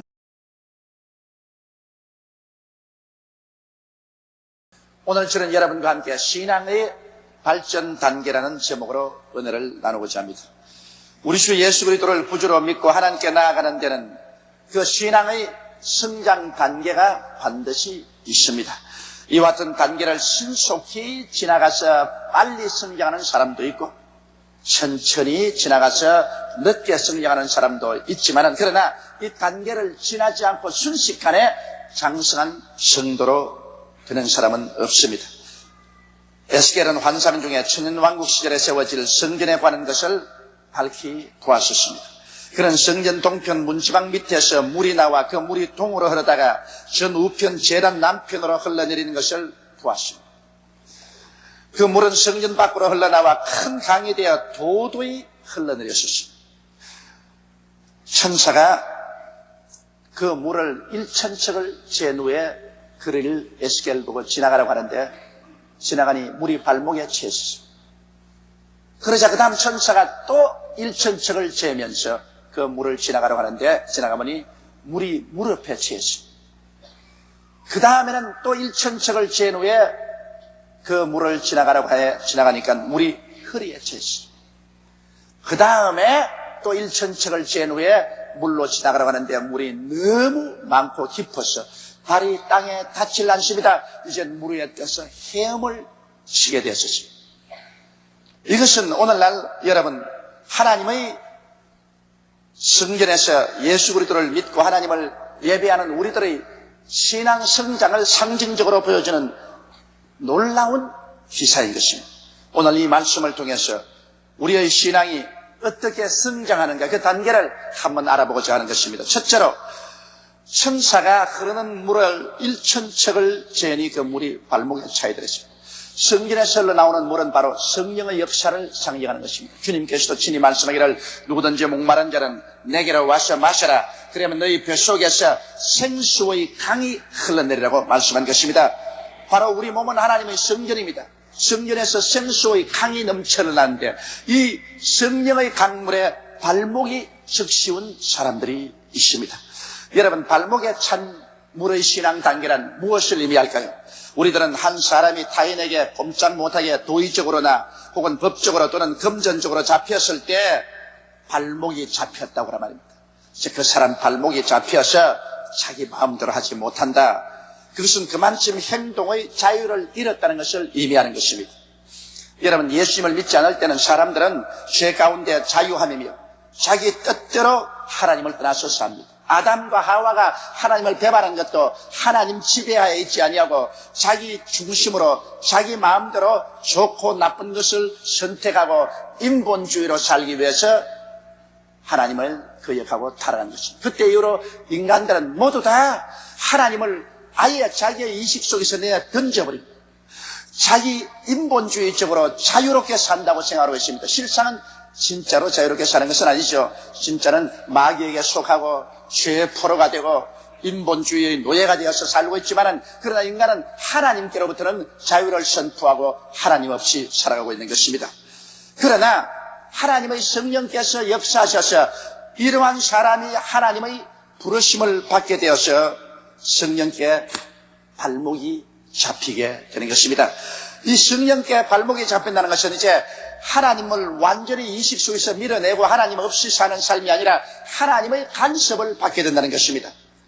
왜냐하면 아직까지 자의지가 완전히 깨어지지 않았지만은 그러나 성령께서 오셔서 여하간 성령의 발목이 잡힙니다. 그 잡는 방법은 여러 가지가 있습니다. 혹은 병이 들어서 할 수 없이 교회 나와서 하나님께 회개하고 기도하고 성령께 발목이 잡히는 사람도 있고, 생활의 어려움을 당해서 교회에 찾아 나와서 하나님 간절히 기도하고 난 다음 발목이 잡힌 사람도 있습니다. 아내의 인도를 통해서, 남편의 인도를 통해서, 친구의 인도를 통해서 교회 나와 회개하고 성령께 발목이 잡힐 때가 있는 것입니다.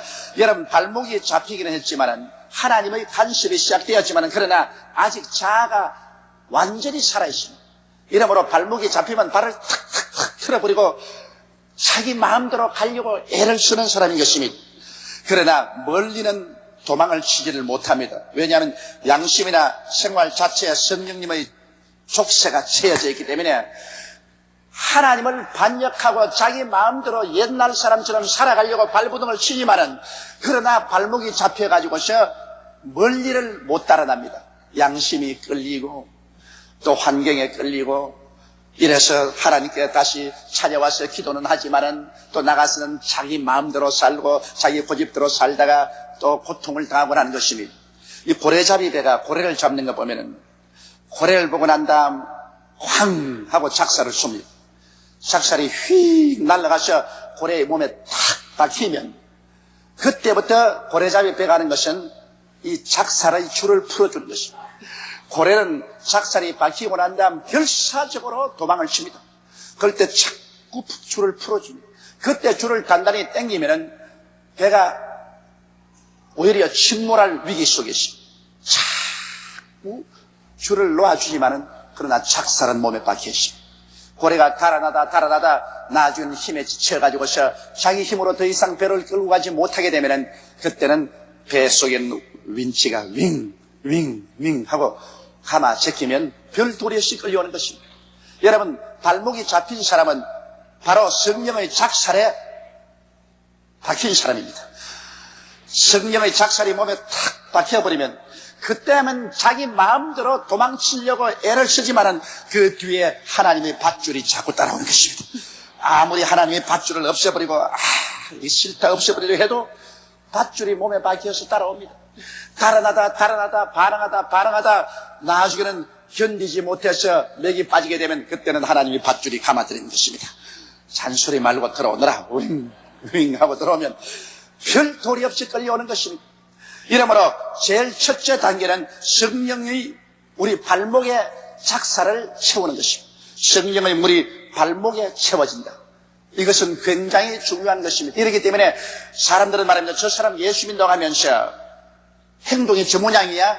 예수 믿는다고 하면서 교회 가서 예배도 드리고 성경도 옆에 끼고 왔다 갔다 하면서 밖에 나와서는 술도 마시고 뭐 도박도 하고 싸움도 하고 세상 죄도 짓는데 저게 무슨 예수쟁이야? 그것도 예수쟁입니다. 오직 발목만 잡혀서 있다는 것입니다. 아직 몸과 머리는 살아가지고서 자기 마음대로 하지만은 발목이 잡혀있기 때문에 그렇게 하고 난 다음에 저녁에 들어와서 밤잠을 편히 못 잡니다. 발목에 자꾸 땡깁니다. 아이고 이거 왜 땡겨? 이거 왜 땡겨? 그래서 자기 마음대로 가고 또 하나님께서 어느 정도 발목에 이 족쇄를 자꾸 연장을 해주지만은 한없이 연장해 주지는 않습니다. 어느 시점에 오면은 그 다음에는 땡겨드리는 것입니다. 오늘도 아마 이 자리에 오신 여러분 중에서 하는 수 없이 이 자리에 나와 앉아있는 사람 많을 것입니다. 하나님께 약속했기 때문에 병들었기 때문에 가정에 문제가 생겼기 때문에 혹은 부인에게 끌려가지고서 한 수 없이 앉아있으면서 저 목사 설교 좀 빨리 끝마쳤으면 좋겠다. 빨리 나가서 한 대 물어야 되겠는데 그러나 족쇄가 잡혔다는 것 잊지 마십시오. 달아나다가 나중에 하나님이 끌어당기면 별 도리 없이 팔에 상처가 입힐지라도 끌려오는 것입니다. 그러므로 하나님과 밀고 당기기 시합을 하지 말고 일찌감치 항복하고 들어오는 것이 좋습니다. 둘째로 이 천사가 일천척을 지으니 물이 무릎에 차이더라 했습니다. 발목에 차인 물은 곧장 무릎으로 차올라오게 되어 있는 것입니다. 발목이 잡히고 난다 하면은 하나님께서 발목에서 살살 올라오는 것입니다. 살살 올라와서 무릎을 탁 잡습니다. 사람이 무릎을 잡아서 눌러버리면 별 수 없이 꿇어앉게 되는 것입니다. 두 번째 신앙 단계는 이제는 꿇어앉는 단계인 것입니다. 별 도리 없이 하나님께 붙잡히면 하나님께서 여러 가지 시험과 환난을 통하기도 하고 하나님께서 은혜를 주시기도 하고 그래서 결국엔 우리가 하나님 앞에 무릎을 꿇어 항복하게 만들어주는 것입니다. 대개 항복이라는 것은 자발적으로 순순히 하는 법이 없습니다. 한동안 거센 반항과 몸부림을 치다가 항복하는 것입니다. 발목이 잡히고 난 다음에 나중에는 예수 안 믿겠다고 고함을 치고 예수가 다 뭐냐고 호통을 치고 주일 교회 안 나오기도 하고 11조도 떼먹기도 하고 기도도 안 하고 혹은 성경을 내던지기도 하고 반항을 하면서도 그 속에는 이미 전쟁은 지고 있다는 것을 알고 있는 것입니다. 반항한다는 그 자체가 하나님을 인정하기 때문에 그런 것입니다. 그 하나님을 인정하고 하나님께 대해서 반항하고 몸부림을 쳐봤자 별 도리 없습니다. 왜냐하면 하나님보다 강하면 이길 수 있는데 사람이 하나님보다 강하지 못합니다. 결국에 세월이 지나가면 별 도리 없이 발목을 잡힌 사람은 무릎을 꿇게 되는 것입니다. 그래서 무릎이 꿇는다는 것은 자아가 깨어지기 시작하는 것입니다. 자기 고집이 깨어지고 자기 마음대로 선악을 분별하는 삶이 깨어지기 시작하는 것입니다. 그래서 회개를 하고 하나님 앞에 항복을 하는데 이러한 세월에는 시간이 걸리는 것입니다. 쉽게 사람들은 깨어지지가 않습니다. 여러분, 아브라함은 발목이 잡혀서 하나님께 순종에 나오고도 그가 완전히 깨어지는 데는 장장 25년의 세월이 걸렸습니다. 25년 동안 얼마나 많은 시련과 환난을 겪었는지 모릅니다.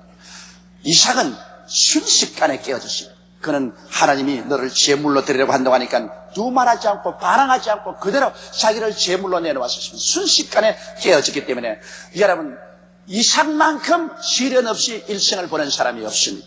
그러나 야곱은 얼마나 발목에 족쇄가 채이고 난 다음에도 발부둥을 치고 땡기고 달아나고 했던지 야곱을 깨뜨린 데는 20년의 세월이 걸렸었습니다.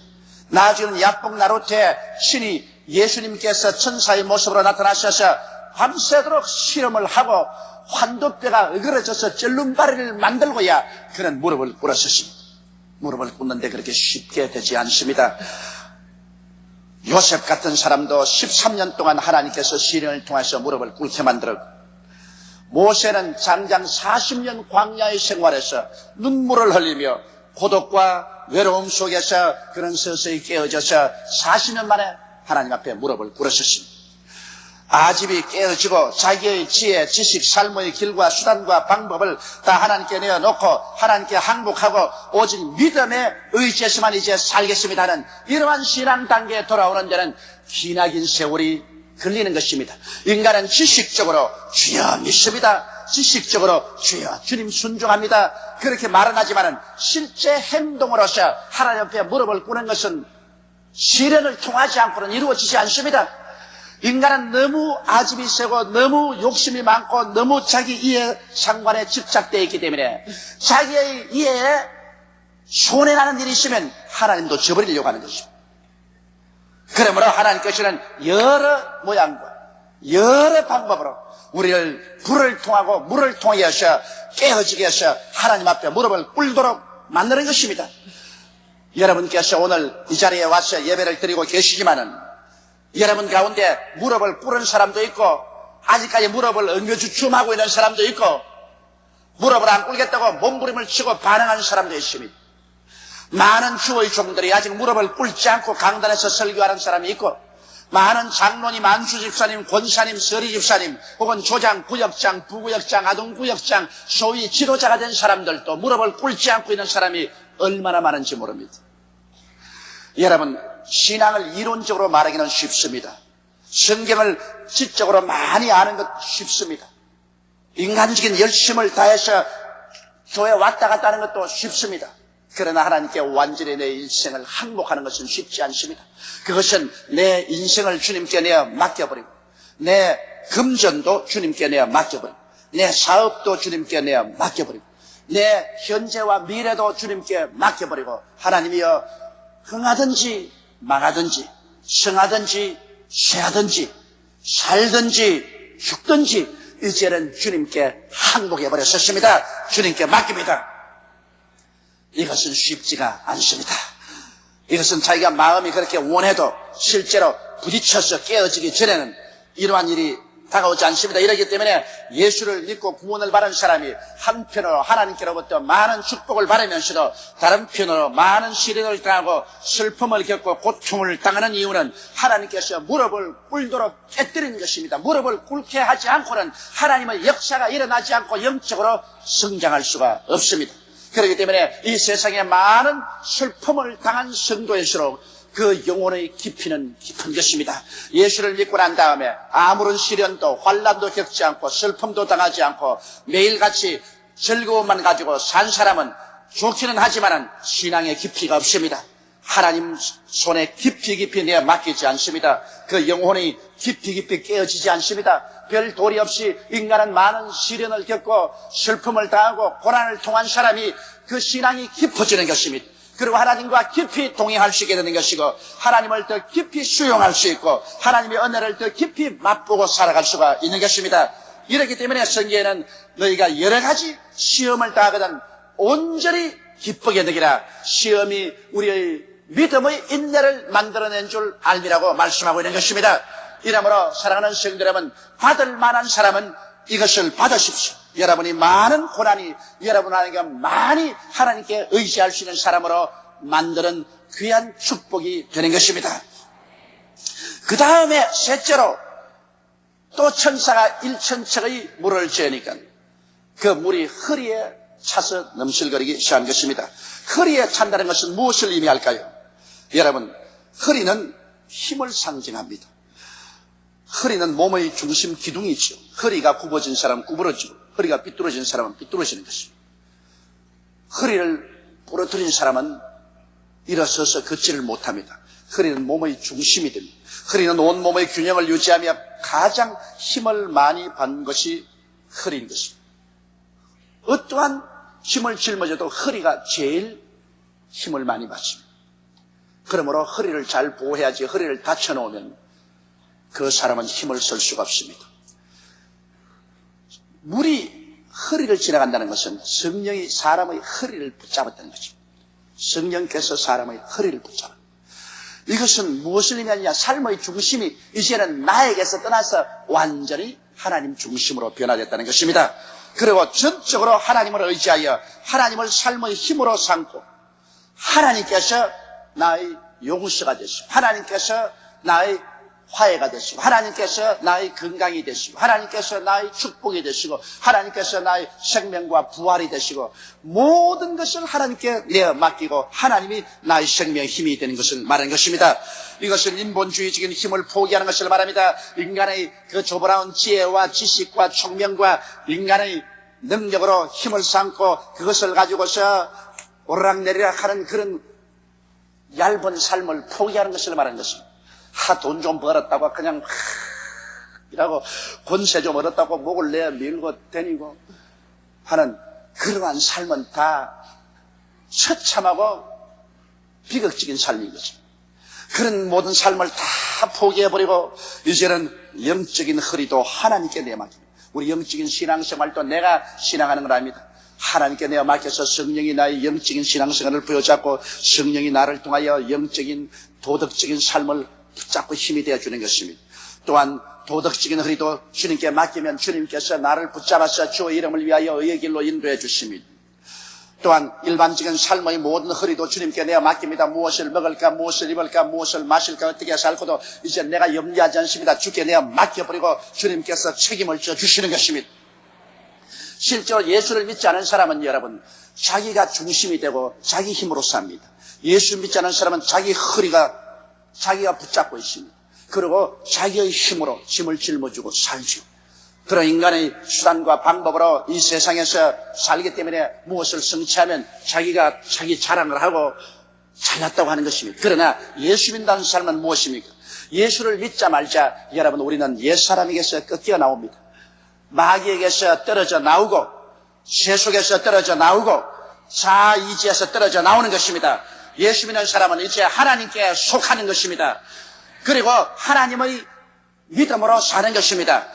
주 예수께 완전히 접붙임을 받는 것입니다. 이래서 하나님 중심이 되고 이제는 하나님의 능력으로 말미암아 삽니다. 주를 사랑하는 사람을 위해서는 하나님께서 그 한평생을 모두 다 예비해 놓으신 것입니다. 하나님이 여러분과 저를 불러서 예수 그리스도의 자녀가 되게 할 때는 우리의 일생을 모르고 그렇게 하지 않습니다. 하나님은 우리가 태어나기 전에 우리를 다 아시고 어머니 뱃속에 있을 때 이미 우리를 성별하시고 우리를 불러서 예수를 믿게 하실 때 우리의 일생을 하나도 남김없이 다 예비해 놓으신 것입니다. 하나님이 자기를 사랑하는 자를 위해서 예비해 놓은 모든 것은 눈으로 보지 못하고 귀로도 듣지 못하고 마음으로도 생각지 못했다는 것 같으니라. 그러나 하나님께서 성령으로 이 모든 것을 우리에게 보여주셨으니 성령은 하나님의 깊은 것이라도 통달하시는 것입니다. 이러기 때문에 하나님께서는 우리의 일생을 예비해 놓으시고 우리의 모든 짐을 하나님이 다 책임지시고 우리의 모든 일을 하나님이 다 책임지시고 계신 것입니다. 이제 우리는 우리의 것이 아니라 하나님의 것입니다. 일단 하나님께 내가 맡긴 이상 하나님은 우리를 돌보시는 책임이 계신 것입니다. 하나님은 우리의 일생을 책임져 주시는 것입니다. 이러므로 여러분 우리의 허리를 하나님께 잡힌다는 것은 우리 삶의 모든 힘을 하나님께 의지해서 산다는 것입니다. 이렇기 때문에 자나 깨나 일어나나 앉아나 우리는 하나님 중심으로 서고 하나님께만 의지하고 삽니다. 그래서 하나님이 은혜로 우리는 살기 시작하는 것입니다. 이것은 전적으로 세상 사람이 사는 삶과는 다른 삶인 것입니다. 세상 사람은 사람의 힘으로 살고 예수 믿는 사람은 하나님의 은혜로 말미암아 사는 것입니다. 그러므로 전적으로 하나님이 책임져 주십니다. 야훼는 나의 목자시니 내가 부족함이 없으리다. 목자가 양을 책임지지 양이 스스로 자기의 삶을 위해서 노력하는 양은 없는 것입니다. 오늘 너무나 많은 예수 믿는 사람들이 예수 믿는다고 하면서 하나님의 은혜로 살지 아니하고 여전히 허리를 자기가 붙잡고서 자기의 힘으로 살려고 하는 것입니다. 여러분 오늘 이 시간에 하나님의 성령이 여러분께 임하셔서 여러분 허리를 붙잡은 단계에 다른 사람은 전적으로 하나님께 맡겨버리십시오. 이 세상에는 뜨거워 사는 사람이 있지만 하나님의 말씀으로 사는 길도 있는 것입니다. 이 세상에 인간의 능력으로 사는 사람이 있지만 믿음으로 사는 세계도 있는 것입니다. 우리 예수 믿는 사람들은 다른 세계에 들어와서 삽니다. 우리는 흑암의 권세에서 건져내어 하나님의 사랑의 아들 나라로 옮겨버리고 마는 것입니다. 그러므로 무엇을 먹을까, 무엇을 입을까, 무엇을 마실까 염려하지 말라. 이런 다 이방인들이 염려하는 것이요. 너희 천부께서는 이 모든 것이 너희에게 있어야 할 줄을 아시나니라. 그러므로 너희는 먼저 그의 나라와 그 의를 구하라. 그리하면 이 모든 것을 너희에게 도하시라고 말씀하신 것입니다. 하나님이 책임져주는 세상 속에 우리는 들어와 있다는 것을 알아야 되는 것입니다. 이렇기 때문에 우리는 옛사람이 아닙니다. 누구든지 그리스도 안에 있으면 새로운 피조물이라. 이전 것은 지나갔으니 보라 새 것이 되었도다. 지나간 세월을 따라서 옛날 방식으로 살아서는 안 됩니다. 우리는 새 것이 되었으므로 예수 안에서 하나님을 믿고 하나님 방식으로 성령의 능력으로 살아야만 하는 것입니다. 하나님 방식으로 여러분을 붙잡아서 하나님께서 그 놀라운 능력과 은혜로 우리를 살게 만들어 주시는 것입니다. 이것이 성령께 허리를 잡힌 삶인 것입니다. 네 번째는 또 천사가 1,000척의 물을 재고 들어가려고 하는데 발이 땅에 닿지 않습니다. 물 위에 뜹니다. 물이 너무 깊어서 물에 떠서 헤엄칠 수밖에 없는 것입니다. 발이 땅에 더 이상 닿지 않는다는 것은 이제 지상에서 살지 않음을 말하는 것입니다. 여러분 발이 땅에 닿지 않으니까 땅 위에 뜨고 말았었습니다. 이제는 땅 위에 살지 않습니다. 땅하고 인연이 떠나갔습니다. 성령의 물에 둥실 떠서 이제 땅을 떠나가서 이제는 성령 안에서 헤엄치고 사는 세계가 되는 것입니다. 완전히 물 위에 뜨게 되면 이제 완전히 하나님의 은혜의 세계, 하나님께서 친히 통치하는 세계에 들어감을 말하는 것입니다. 세상의 염려와 근심은 다 끝나고 마는 것입니다. 이제 하나님께 모든 것을 맡기고 하나님의 영광 중에 사는 것입니다. 언제 우리 발이 땅에서 떠날까요? 주께서 호령과 천사장의 고함과 하나님의 나팔로 친히 하늘로 쫓아 강림하실 때 주 안에서 죽은 자들이 먼저 살아나고 살아난 우리들이 성령의 능력으로 땅에서 둥실 뜨게 되는 것입니다. 그때는 이 땅의 미련을 다 버리고 이제는 성령께 잡혀서 우리는 하나님의 은혜 속에 들어가게 되는 것입니다. 이제는 완전히 성령께 떠서 하나님의 품 안에 안겨서 주님께서 예비하신 영광스러운 세계 속에 삽니다. 약한 몸이 강한 몸으로, 수한 몸이 영화로운 몸으로, 육의 몸이 신령한 몸으로 변화되고 하나님께서 예비한 세계에서 눈물과 근심과 탄식과 이별하는 것이나 공하는 것이나 아픈 것이 없는 그 세계 속에서 영원히 사는 삶이 바로 성령 안에서 헤엄치며 사는 삶이 되는 것입니다. 이 성경에 보니까 이 물이 가는 곳마다 만물이 소생하고 살아난다고 말하셨습니다. 그날에는 여러분 모든 사람들이 생기 발랄합니다. 모든 사람들이 영혼이 잘됨같이 범사에 잘되며 강건합니다. 매일같이 시나리오, 매일같이 새롭습니다. 그 영광스러운 세계 속에 주님과 영원히 사는 것이 우리 신앙이 이제는 완성된 단계에 이르게 된 것입니다.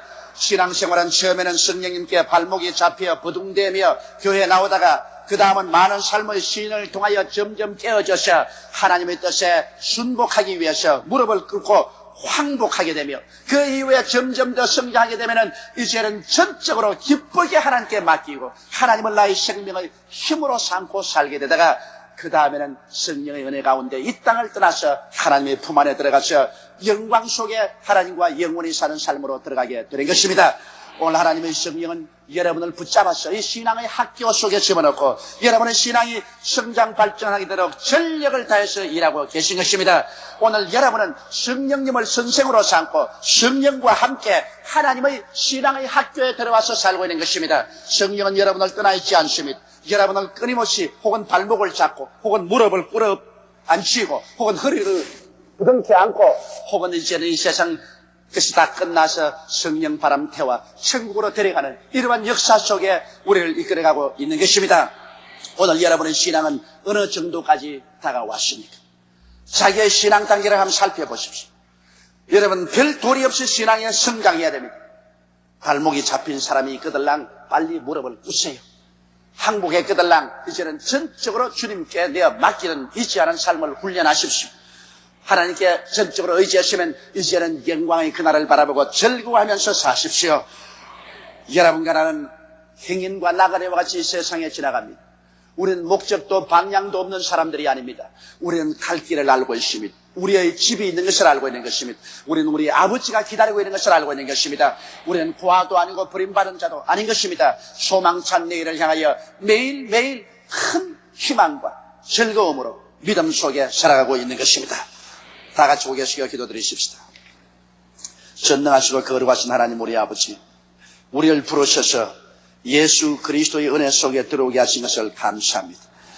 보혜사 성령이 우리를 부르셔서 우리를 단계단계로 신앙의 성장을 위해서 끊임없이 성령께서 노력하고 계심을 감사합니다.